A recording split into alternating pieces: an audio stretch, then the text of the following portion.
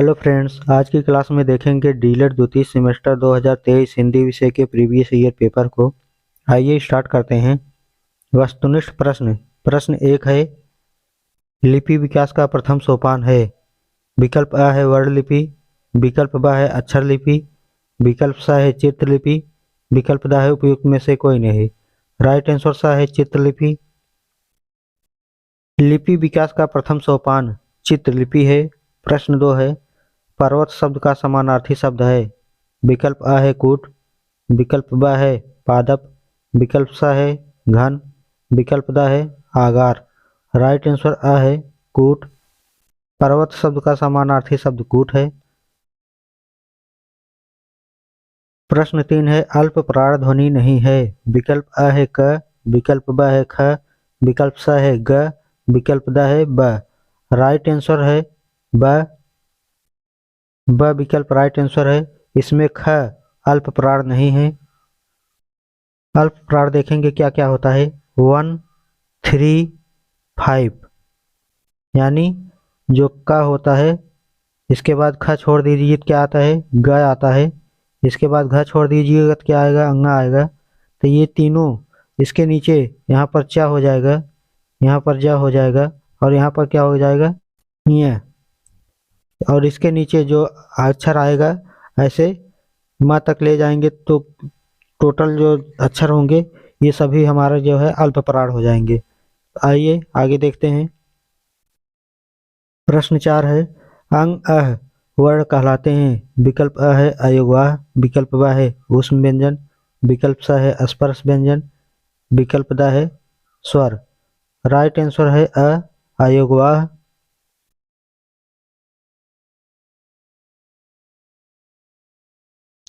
अंग अह वर्ण अयोगवाह कहलाते। प्रश्न 5 है, कामायनी के लेखक हैं। विकल्प अ है मुंशी प्रेमचंद, विकल्प ब है जयशंकर प्रसाद, विकल्प स है सूर्यकांत त्रिपाठी निराला, विकल्प द है सुमित्रा नंदन पंत। राइट आंसर ब है जयशंकर प्रसाद। जयशंकर प्रसाद कामायनी के लेखक हैं। प्रश्न 6 है, कहानी शिक्षण की विधियां बताइए। उत्तर है, कहानी शिक्षण की विधियां हेडिंग है, वार्तालाप विधि, चित्र विधि, प्रश्नोत्तर विधि, कहानी विधि, गहन अध्ययन विधि। प्रश्न 7 है, उच्चारण दोष के सामान्य कारण क्या हैं। उत्तर है, उच्चारण दोष के सामान्य कारण हेडिंग है, भय, संकोच, शीघ्रता, विलंब आदि से उच्चारण में दोष आ जाते हैं। इससे तुतलाना, लापरवाही आदि का विकास होता है और उच्चारण दोष पूर्ण हो जाता है। प्रश्न 8 है, मौखिक अभिव्यक्ति के सोपान क्या हैं। उत्तर है, मौखिक अभिव्यक्ति के सोपान, इसके सोपान निम्नलिखित हैं। पहला है स्वाभाविक एवं स्पष्टता, दूसरा है विचार एवं क्रमबद्धता, तीसरा है सशक्तता, चौथा है प्रवाह, पांचवा है अवसरानुकूलता, छठवां है प्रभावोत्पादकता।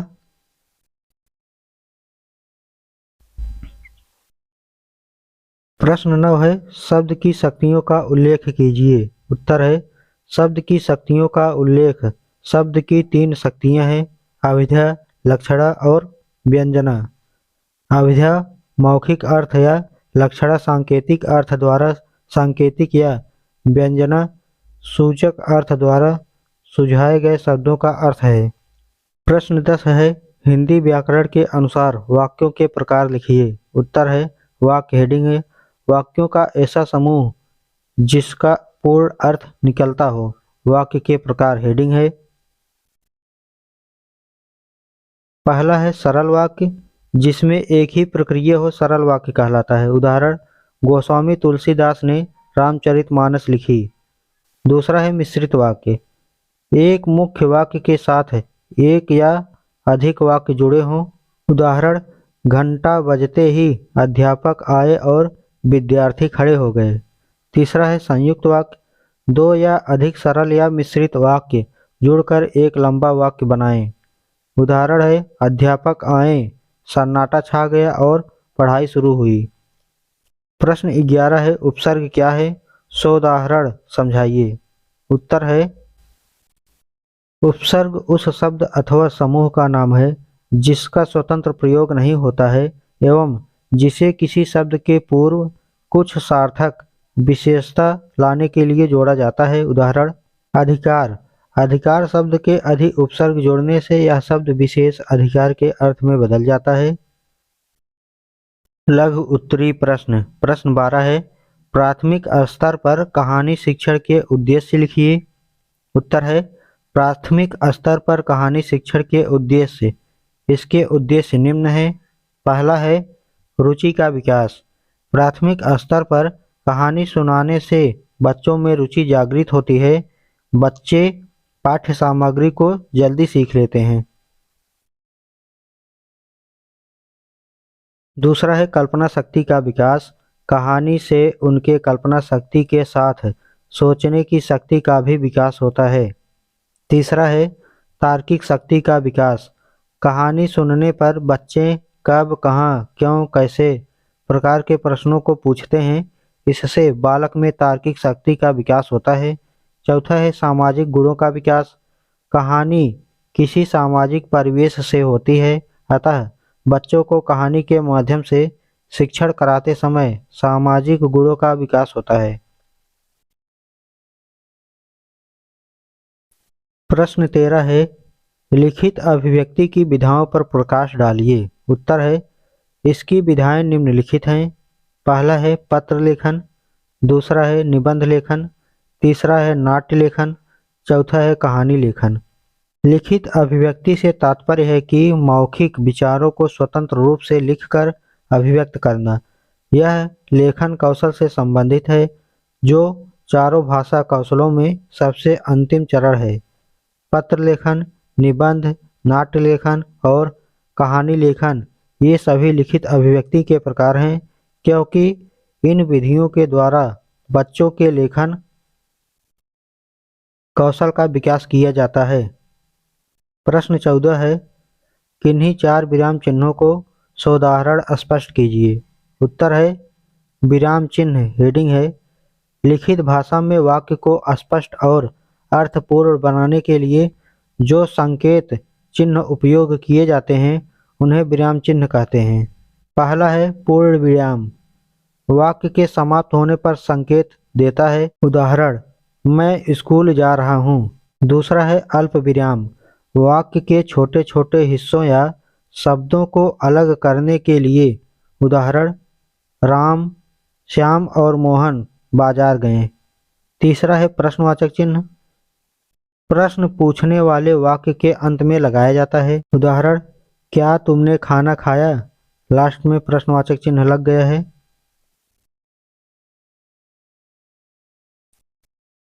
चौथा है विस्मयादिबोधक चिन्ह। आश्चर्य, खुशी, गुस्सा या किसी भावना को व्यक्त करने के लिए। उदाहरण, अरे यह तो बहुत सुंदर है। प्रश्न 15 है उपसर्ग एवं प्रत्यय में अंतर स्पष्ट कीजिए। उत्तर है, उपसर्ग हेडिंग है। पहला है उपसर्ग शब्द दो शब्दों से बना है, उपधन सर्ग।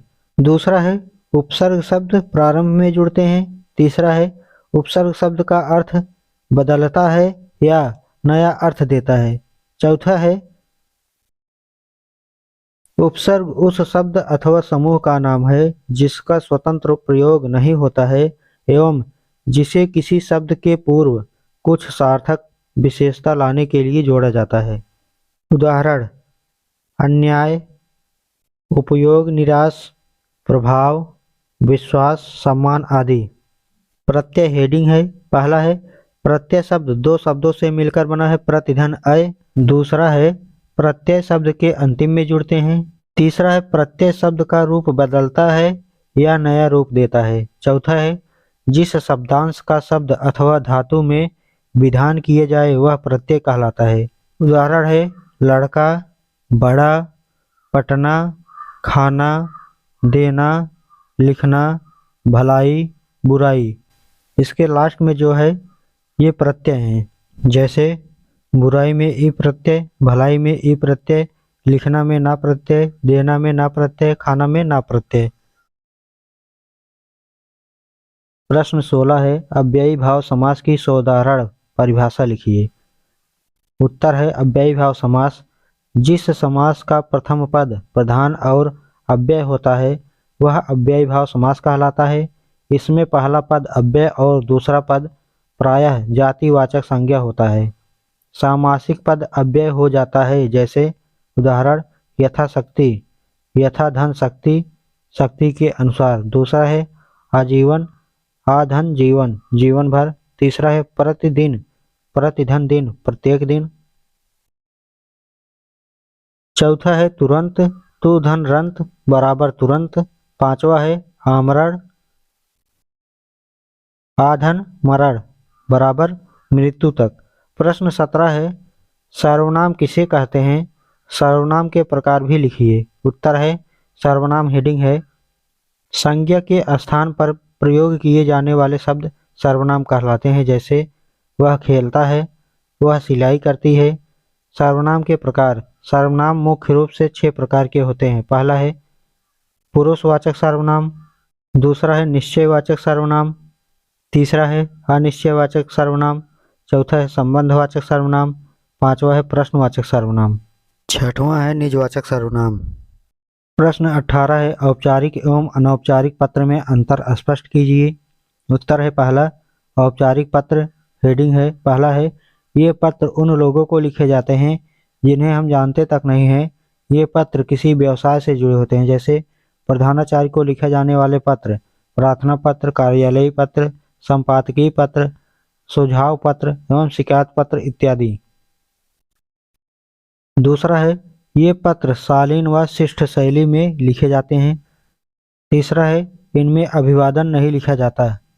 तीसरा है वह लंबे और जटिल वाक्यों में लिखा जाता है। चौथा है औपचारिक पत्र सूझबूझ तथा दिमाग से लिखे जाते हैं। अनौपचारिक पत्र। पहला है ये पत्र उन लोगों को लिखे जाते हैं जिनसे हमारा व्यक्तिगत संबंध होता है, जिसे हम जानते हैं, जैसे भाई की शादी में मित्र को पत्र लिखना, पिता को पत्र लिखना, बहन को पत्र लिखना आदि। दूसरा है ये पत्र मर्म स्पर्शी शैली में लिखे जाते हैं। तीसरा है इसमें अभिवादन लिखा जाता है। चौथा है यह कम और सरल वाक्यों में लिखा जाता है। पांचवा है अनौपचारिक पत्र हृदय से लिखते हैं। ये रहा हिंदी विषय के 2023 पेपर सोल्यूशन वीडियो। कैसा लगा हमें बताइएगा और दोस्तों के साथ शेयर करना ना भूलिएगा।